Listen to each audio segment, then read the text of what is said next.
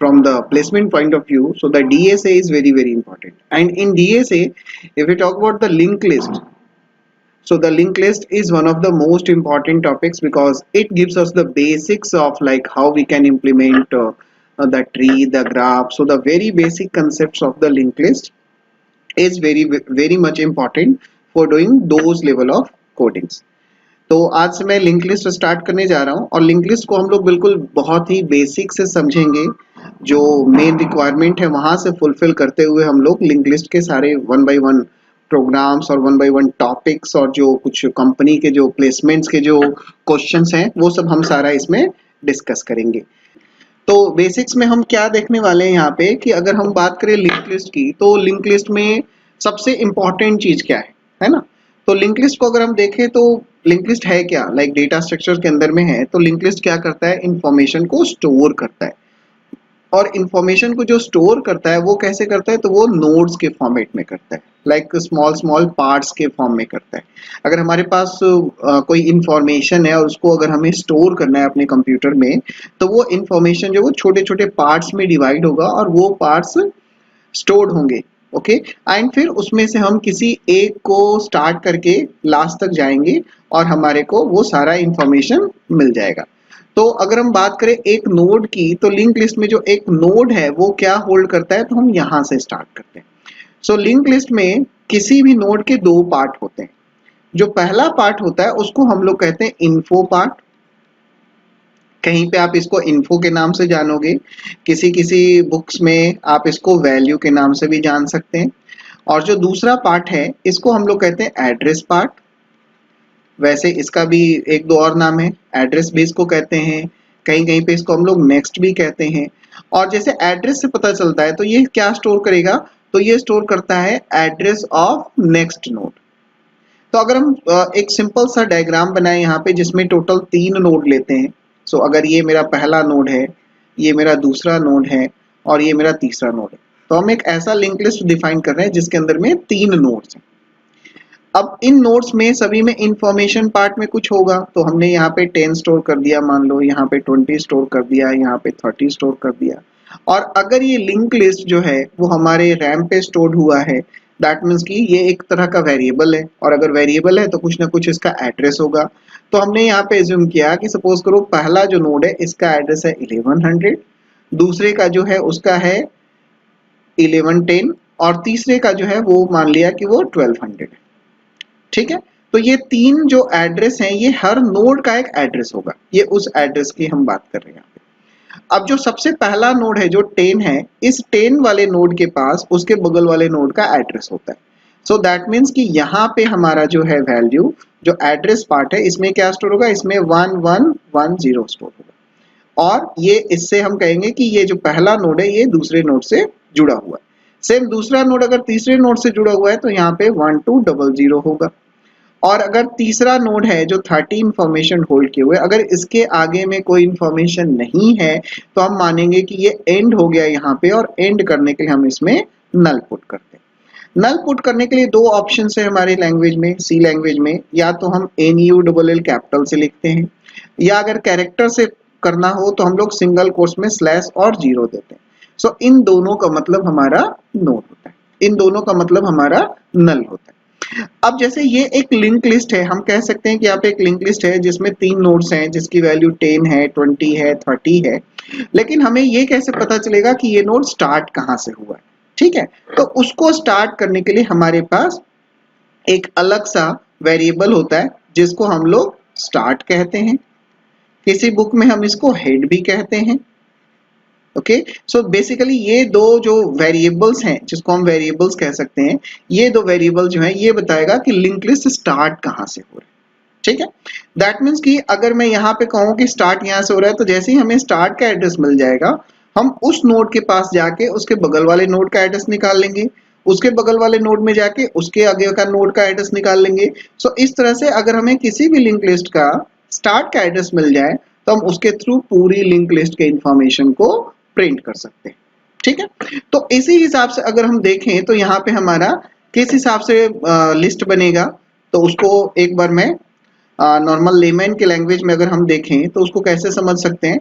तो हम ये समझ सकते हैं कि सपोज करो हमारे पास कोई एक फाइल होगी, कोई यूजर की एक फाइल है और वो फाइल मान लो 5 KB की है, ठीक है।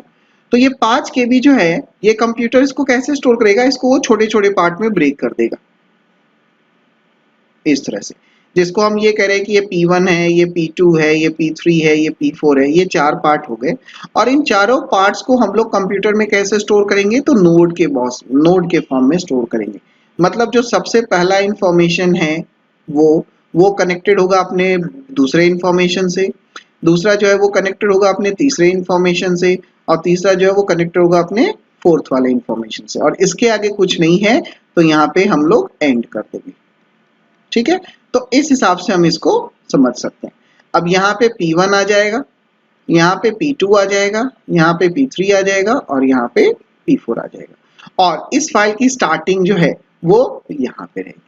तो अब अगर किसी भी इंफॉर्मेशन को हमें प्रिंट करना हो या इस फाइल के कंटेंट्स को प्रिंट करना हो, तो हम क्या करेंगे, हम सबसे पहले स्टार्ट पे जाएंगे जो कि हमारे पास होगा, और उस स्टार्ट से हम यहाँ से प्रिंट करेंगे और इस तरफ बढ़ना शुरू करेंगे। यहाँ पे एक सबसे ज्यादा इंपॉर्टेंट चीज क्या है कि सीनियर लिंक लिस्ट में अगर हम सिंगली लिंक लिस्ट की बात करें, या जिसको हम लोग लीनियर लिंक लिस्ट भी कहते हैं, तो उस वाले में हमें सिर्फ एक तरह ही जा सकते हैं, लाइक हम सिर्फ फॉरवर्ड डायरेक्शन में ही जा सकते हैं। अगर हम स्टार्ट से हैं तो स्टार्ट के बगल में जाएंगे, अब अगर उस पे आ गए तो फिर उसके बगल में जाएंगे। दैट मीन्स कि यहाँ पे सिर्फ वन वे हो सकता है। अगर हम बात करें तो एक नोड से आप जस्ट आगे जा सकते हो, आप बैकवर्ड नहीं कर सकते। लाइक किसी भी इंफॉर्मेशन से अगर आप चाहो कि हम बैक में आ जाएं, तो बैक पोजीशन या बैकवर्ड इज नॉट पॉसिबल, ठीक है। तो ये बेसिक्स जो मैंने अभी बताया थ्योरेटिकली, तो इसको हम लोग क्या कहते हैं, इसको हम लोग लीनियर लिंक लिस्ट कहते हैं, जिसमें इंफॉर्मेशन नोड्स के फॉर्मेट में स्टोर होते हैं, हर नोड एक दूसरे से कनेक्टेड होते हैं, और एक नोड के अंदर में 2 पार्ट होते हैं, एक को हम लोग वैल्यू पार्ट या इन्फो पार्ट कहते हैं, और जो दूसरा पार्ट होता है उसको हम लोग एड्रेस पार्ट कहते हैं। तो अब अगर हम एड्रेस की बात करें यहाँ पे, तो सी लैंग्वेज में अगर हमें किसी भी नोड का एड्रेस स्टोर करना हो या किसी भी वेरिएबल का अगर एड्रेस स्टोर करना हो, तो हम वो कैसे स्टोर करेंगे, हम वो अब समझते हैं पहले, फिर उसके बाद हम लोग प्रोग्रामिंग में जाएंगे।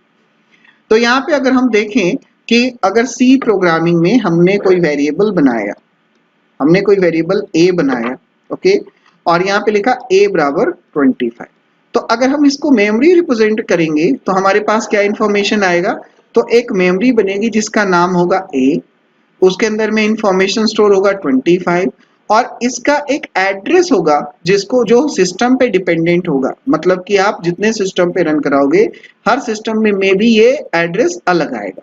तो हमने यहाँ पे एज्यूम कर लिया कि इसका एड्रेस जो है वो 1100 है, ठीक है।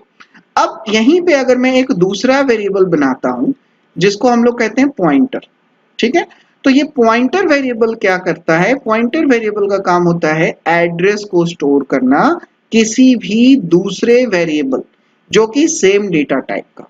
मतलब अगर हमें इस एक एड्रेस यानी कि अगर ये 1100 हमें स्टोर करना है, तो इस 1100 को स्टोर करने के लिए हमने p बनाया है, और p इसलिए इसको स्टोर कर सकता है क्योंकि p का जो डेटा टाइप है इंट पॉइंटर वो इसके साथ मैच कर रहा है।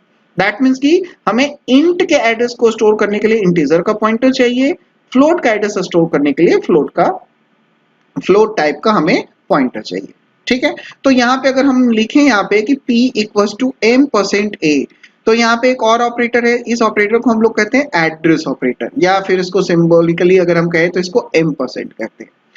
m% का काम क्या होता है कि किसी भी वेरिएबल के आगे में अगर आपने m% लगाया तो वो उस वेरिएबल का एड्रेस रिटर्न करेगा। तो जैसे अगर यहाँ पे int a लिखा था तो एक वेरिएबल बना था, सेम वैसे ही अगर मैं यहाँ पे int asterisk p करता हूँ तो p क्या है, सो p भी एक तरह का वेरिएबल ही है, सिर्फ अंतर क्या है कि p डायरेक्ट वैल्यू स्टोर नहीं करके वो किसी भी दूसरे वेरिएबल का एड्रेस स्टोर कर सकता है। सो दैट्स वाई यहाँ पे अगर मैंने ये लाइन लिखा तो इसका मतलब होगा कि इस p के अंदर में 1100 स्टोर हुआ है, ठीक है। अब इस p का भी कुछ एड्रेस होगा, तो हम यहाँ पे एज्यूम करते हैं कि p का एड्रेस जो है वो 1300 है, ठीक है। मतलब कि अगर मैं यहाँ पे printf में प्रिंट करता हूं a को, तो यहाँ पे क्या प्रिंट होने वाला है, यहाँ पे प्रिंट होने वाला है 25, क्यों? क्योंकि a की वैल्यू 25 है। सेम उसी तरह से अगर मैं यहाँ पे प्रिंट करता हूं p, तो क्या प्रिंट होगा? तो p की वैल्यू कितनी है? 1100, तो यहाँ पे 1100 प्रिंट होगा। अगर इसी हिसाब से मैं यहाँ पे प्रिंट करता हूं %d m%a, तो क्या प्रिंट होगा? a का एड्रेस। अब a का एड्रेस क्या है? तो 1100, तो यहाँ पे क्या प्रिंट होगा? 1100। अब कभी कभी आप ये देखोगे कि जब हमें किसी भी वेरिएबल का एड्रेस प्रिंट करना होता है तो वहां पे हम %d भी यूज कर सकते हैं। कहीं पे देखोगे तो आपको %u भी दिखेगा, कहीं पे आप देखोगे तो %p दिखेगा, कहीं पे आप अगर इसके बदले में %x यूज करना चाहोगे तो भी हो सकता है। x का मतलब होता है हेक्साडेसिमल फॉर्मेट में प्रिंट करना, p का मतलब होता है पर्टिकुलर नंबर ऑफ बिट्स में प्रिंट करना, और u का मतलब होता है अनसाइंड। तो कभी भी अगर आप %d के साथ प्रिंट करोगे तो इट मे बी कि कभी आपको आंसर माइनस में दिखे, तो फिर कॉन्ट्राडिक्ट हो जाता है कि किसी भी वेरिएबल का एड्रेस माइनस में नहीं हो सकता। तो इसलिए हम लोग यहाँ पे %u यूज करते हैं जिसका मतलब होता है अनसाइंड, और इसका क्या कंसेप्ट है कि हमारा वैल्यू हमेशा पॉजिटिव में प्रिंट करे। ठीक है, तो यहां तक हमने ये सिर्फ देखा कि एक वेरिएबल के एड्रेस को हम कैसे स्टोर कर सकते हैं। ठीक है, अब अगर सपोज करो कि हमने यहाँ पे लिखा printf और हमने यहाँ पे कर दिया *p, क्योंकि *p अभी तक हमने यूज नहीं किया था। तो *p का मतलब क्या होगा? सो p यहाँ पे क्या है? p यहाँ पे एक पॉइंटर वेरिएबल है, तो *p का मतलब होगा कि p ने जो एड्रेस स्टोर कर रखा है, लाइक 1100 स्टोर कर रखा है, उस 1100 पे जो वैल्यू है, सो 1100 पे क्या वैल्यू है? 25, तो इसलिए यहाँ पे क्या प्रिंट होगा? 25 प्रिंट होगा। या हम इसको ऐसा कह सकते हैं कि इसी वेरिएबल जो a नाम का जो वेरिएबल है, अगर इसी नाम का इसी का अगर हमें एक और नाम देना है तो वो हमारा *p हो सकता है। मतलब इसी मेमोरी लोकेशन का दो नाम हो गया, एक हम उसको a के साथ यूज कर सकते हैं, दूसरा हम उसको *p के साथ भी यूज कर सकते हैं। ठीक है, तो यहाँ पर हमने सिंपल ये समझा कि एड्रेस को स्टोर कैसे किया जाता है, और उसको * यूज करेंगे तो क्या यूज होगा, क्या प्रिंट होगा, और अगर सिंपल p प्रिंट करेंगे तो क्या होगा। इसको आप लोग एक बार देख लेना अच्छे से, और अगर कोई डाउट्स होगी तो आप मेरे से मिल सकते हो कॉलेज टाइम में। सो अब इसके आगे अगर हम देखें तो हम नोड्स की बात करते हैं। लिंक लिस्ट में नोड इज वेरी इंपॉर्टेंट, है ना। तो नोड को कैसे पॉइंट करेंगे अब वो समझते हैं। अगर हमें नोड की बात करें तो हमने यहाँ पे, मैं पहले एक बेसिक स्ट्रक्चर नोड का बना देता हूँ, फिर उसके बाद देखते हैं। सो नोड में हम ये एज्यूम करेंगे कि हमारे पास जो नोड होगा उसमें दो पार्ट होगा, जिसमें पहले का नाम होगा वैल्यू, जिसको हम वैल से करेंगे इनिशियलाइज, और दूसरा जो होगा उसको हम कहेंगे नेक्स्ट से इनिशियलाइज। ठीक है, तो अब इसको कैसे बनाएंगे, और इस पूरे को हम लोग कहेंगे नोड, इस पूरे को हम लोग कहेंगे नोड। अब यहाँ पे हम लोग देख सकते हैं कि हमें एक ऐसा डेटा टाइप चाहिए जो दो वेरिएबल को स्टोर करे, यानी कि एक वैल्यू को स्टोर करे जिसका डेटा टाइप इंटीजर भी हो सकता है, कैरेक्टर भी हो सकता है, कुछ भी हो सकता है। लेकिन जो नेक्स्ट है इसका डेटा टाइप क्या होगा, तो डेफिनेटली इसका डेटा टाइप तो एड्रेस ही होगा, मतलब ये पॉइंटर टाइप का ही होगा, है ना। क्यों? क्योंकि ये दूसरे नोड का एड्रेस स्टोर करता है ना। अब इसको कैसे बना सकते हैं, तो इसको बनाने के लिए अगर मैं यहाँ पे स्ट्रक्चर, अगर आप लोगों ने अगर रिवाइज होगा तो आप देख सकते हो कि अगर मैं यहाँ पे लिखता हूँ स्ट्रक्ट एक कीवर्ड है, और यहाँ पे मैंने लिखा नोड। ठीक है, तो स्ट्रक्चर के थ्रू हम लोग क्या करते हैं, हम लोग यूजर डिफाइंड डेटा टाइप बनाते हैं। तो यहाँ पे मैंने एक स्ट्रक्चर बनाया, और जिसके अंदर में हमने रखा, इसके अंदर में हमने रखा, एक सेकेंड, हाँ, इसके अंदर में हमने रखा इंट वैल, ये वैल्यू के लिए, और फिर हमें एड्रेस चाहिए तो हम क्या लिखेंगे, तो डेफिनेटली हम पॉइंटर लिखेंगे। तो यहाँ पे क्या लिखेंगे, पॉइंटर का नाम तो नेक्स्ट होगा। लेकिन अब सोचो कि इसका डेटा टाइप क्या होगा, तो जैसा हमने कहा था कि इंटीजर का एड्रेस इंटीजर का पॉइंटर स्टोर करता है। ठीक है, अब अगर हम एक नोड की बात करें तो एक नोड के अंदर में क्या स्टोर होगा, तो नोड ऑफ अनदर है, node address of another node. तो इसलिए हम लोग यहाँ पे क्या यूज करेंगे, हम लोग यहाँ पे पॉइंटर तो यूज करेंगे, लेकिन उसका डेटा टाइप क्या होगा, तो उसका डेटा टाइप भी स्ट्रक्ट नोड होगा। तो अब आप यहाँ पे ये समझिए कि ये स्ट्रक्ट नोड क्यों लिया गया, क्यों, क्योंकि हमें एक एड्रेस को स्टोर करना है, इसलिए हमने पॉइंटर लिया। है ना। और पॉइंटर किस टाइप का हुआ, वो किसका एड्रेस स्टोर करेगा, तो वो दूसरे नोड का स्टोर करेगा। तो नोड का डेटा टाइप क्या हो गया, स्ट्रक्ट नोड। ठीक है, तो यहाँ पे हमने इसको सेमीकोलन से बंद कर दिया। तो ये हमारा एक नोड का कॉन्फ़िगरेशन बन गया। ठीक है, अगर हम इसी को प्रोग्रामेटिकली देखना चाहें तो नाउ मैं प्रोग्रामिंग के में मूव कर रहा हूं, आप लोग भी चेक कर लो।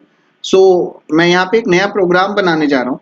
ठीक है, और इस प्रोग्राम का मैं नाम रखता हूँ test link list dot C.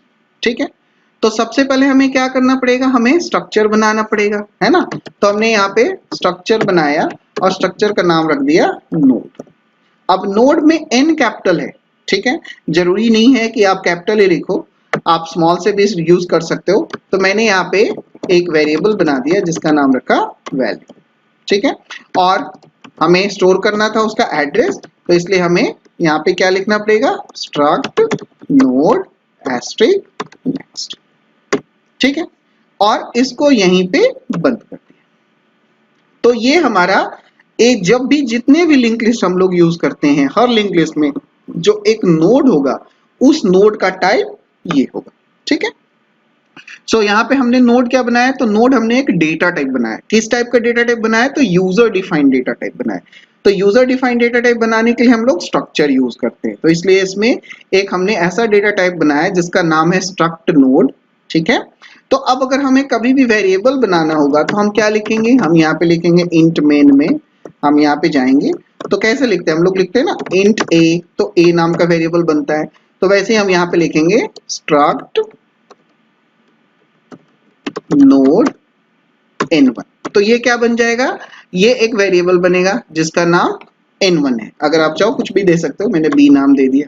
So int a हो गया जो कि एक प्री डिफाइंड डेटा टाइप के थ्रू बन रहा है, और यहाँ पे स्ट्रक्ट नोड b हो गया जो कि एक यूजर डिफाइंड डेटा टाइप का वेरिएबल बना है। ठीक है, अब अगर मैं यहाँ पे मेरे को b के अंदर में, अब इसका मतलब क्या हुआ, सिर्फ इतने का मतलब क्या हो गया, तो अब इसको समझते हैं कि ये क्या कह रहा है इतने में। ओके, तो यहाँ पे हमने क्या बनाया, यहाँ पे हमने एक नोड बनाया जिस नोड का नाम रखा है बी, जो कि यहाँ पे है। ये इसका मतलब है, इसके दो पार्ट हैं जिसमें पहले पार्ट का नाम है वैल और दूसरे पार्ट का नाम है नेक्स्ट। ठीक है, अब अगर हमें यहाँ पे वैल्यू 10 पुट करना है तो मैं क्या लिखूंगा, तो अगर मेरे को वहां पे वैल्यू 10 पुट करना है तो मैं वहां पे लिखूंगा, यहाँ पे मैं लिख सकता हूँ B dot val equals to 25। ठीक है, मतलब जो नोड है इस पूरे का नाम क्या है बी, लेकिन बी के अंदर में दो पार्ट है तो हमें एक पार्ट को पॉइंट करना है, तो इसके लिए मैंने यहाँ पे क्या यूज किया, डॉट। ओके, सो डॉट के थ्रू हम लोग एक को यूज कर सकते हैं। ठीक है, लेकिन समटाइम्स अगर आप कोडिंग्स में देखोगे, अगर मैं इसको प्रिंट करूं, ठीक है, अगर मैं इसको प्रिंट करता हूं और %d के साथ मैं यहाँ पे देता हूं b डॉट वैल्यू। ओके, और फिर मैं देखता हूं कि अभी उसमें क्या है, तो मैं यहाँ पे एड्रेस मेरे को प्रिंट करना है, तो मैंने इसलिए p यूज किया और मैं यहाँ पे देता हूं b डॉट नेक्स्ट। तो देखते हैं क्या प्रिंट होता है इसमें। तो मैंने इसको रन किया तो आप यहाँ पे देखोगे कि इसका आउटपुट क्या आ रहा है। ओके, सो printf scanf मैंने इंक्लूड नहीं किया है stdio.h, just wait a second, ये मैंने इंक्लूड किया इसमें, और अब मैं रन करता हूं।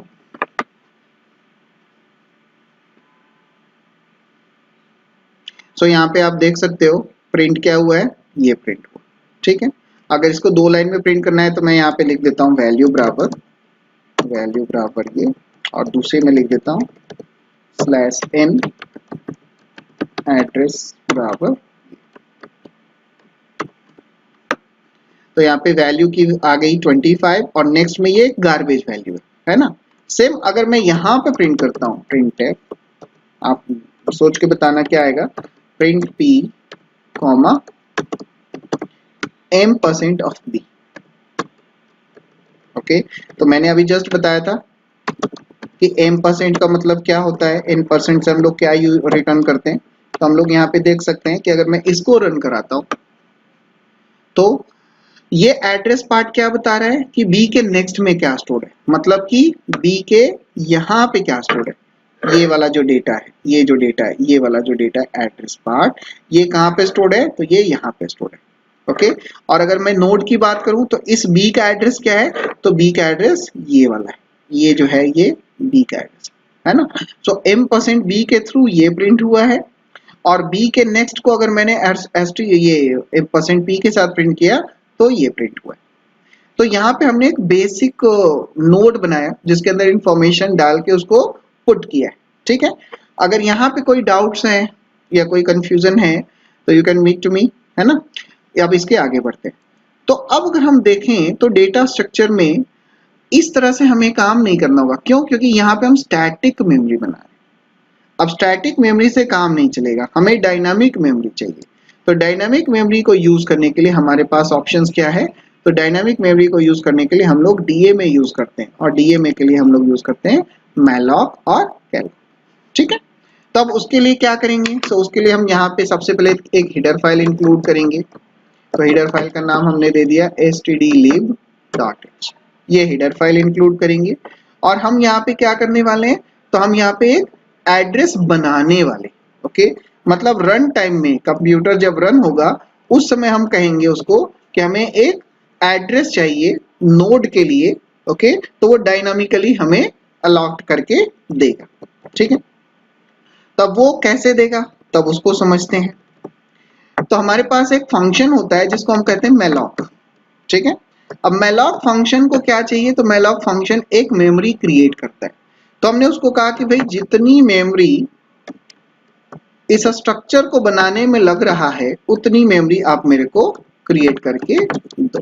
ठीक है, तो ये क्या करेगा, ये ऑपरेटिंग सिस्टम को बोलेगा कि हमें एक इतनी मेमोरी चाहिए, एक वेरिएबल के लिए मेमोरी चाहिए या एक डेटा टाइप के लिए मेमोरी चाहिए जिसका नाम है स्ट्रक्ट नोड, और उतनी ही मेमोरी आप मेरे को बना के दो साइज ऑफ।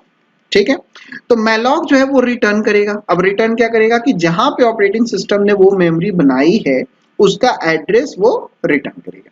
ठीक है, अब अगर एड्रेस रिटर्न कर रहा है तो एड्रेस को कौन स्टोर करता है, तो एड्रेस को पॉइंटर स्टोर करता है। तो हमें यहाँ पे क्या लिखना पड़ेगा, हमने यहाँ पे लिख दिया स्ट्रक्ट नोड एस्ट्रिक पॉइंटर का नाम, और यहाँ पे ले लिया हमने ए। ठीक है, हमने ये स्टोर कर दिया। तो इतने का मतलब क्या हुआ कि मैलॉक ने जो रिटर्न किया है एड्रेस, उस एड्रेस को मैं स्टोर कर रहा हूं किसमें, स्ट्रक्ट नोड एस्ट्रिक ए में। So A is what, A is a variable, है ना, पॉइंटर वेरिएबल जिसका डेटा टाइप क्या है, स्ट्रक्ट नोड, है ना। क्यों, क्योंकि स्ट्रक्ट नोड का एड्रेस कौन स्टोर कर सकता है, स्ट्रक्ट नोड पॉइंटर कर सकता है। इसलिए यहां पे हम लोग क्या यूज करेंगे, आप समझो यहाँ पे कि मैलॉक जो है वो रिटर्न करता है वॉइड का पॉइंटर। ठीक है, आप लोगों को थोड़ा सा कंफ्यूज हो गए। सो वॉइड पॉइंटर भी होता है। वॉइड पॉइंटर का मतलब क्या होता है कि जिस मेमोरी को हम लोग किसी भी दूसरे एड्रेस में कन्वर्ट कर सके। ठीक है, तो मैलॉक ने क्या रिटर्न किया, मैलॉक ने रिटर्न किया वॉइड का पॉइंटर।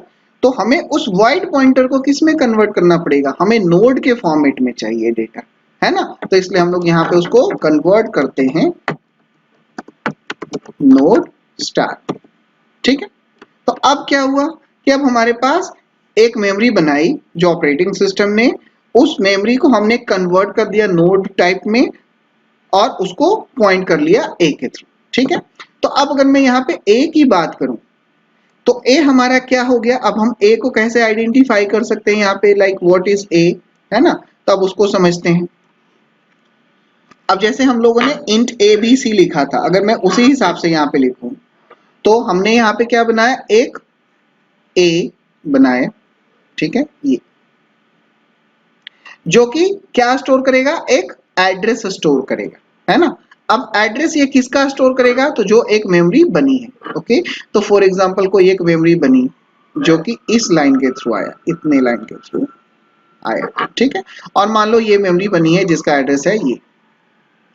तो ये जो मेमोरी बनी है डायनामिकली, इस मेमोरी का जो एड्रेस है लाइक 10010 है, उसको हमने किस में स्टोर कर दिया, ए में। ओके, तो ए का मतलब क्या हो गया यहाँ पे 10010, मतलब ए किसको पॉइंट कर रहा है, ए इसको पॉइंट कर रहा है। तो अब एस्ट्रिक ए का मतलब क्या होगा, एस्ट्रिक ए का मतलब यहाँ पे अब दो पार्ट हैं इसके, ओके तो अगर मैं सिर्फ ए की बात करूं तो ए का मतलब होगा ये एड्रेस, और अगर मैं ए के थ्रू मेरे को इसके वैल्यू पार्ट को एक्सेस करना है या इसके नेक्स्ट पार्ट को एक्सेस करना है तो यहाँ पे अब हम लोग डॉट यूज नहीं करेंगे क्योंकि ये पॉइंटर टाइप है। यहाँ पे हम लोग क्या यूज करेंगे, ए और एरो। सो ए एरो डॉट वैल का मतलब होगा ए के थ्रू इसको एक्सेस करना, और ए एरो नेक्स्ट का मतलब होगा इसको एक्सेस करना। ठीक है, इसका मतलब होगा इसको एक्सेस करना।